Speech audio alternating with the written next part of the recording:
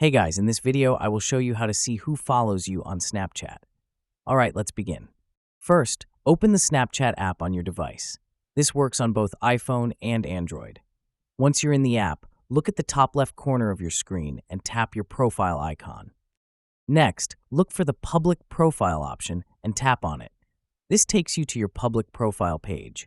Here, right next to your username, you'll see your followers count. This shows how many people follow your public Snapchat profile.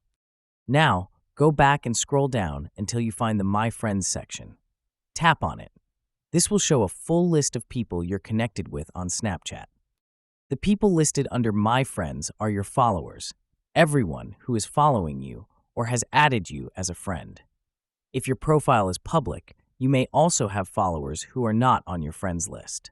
However, Snapchat currently doesn't let you view a detailed list of those non-friend followers. You'll only be able to see your friends and the total number of followers on your public profile. So that's basically how you can see who follows you on Snapchat.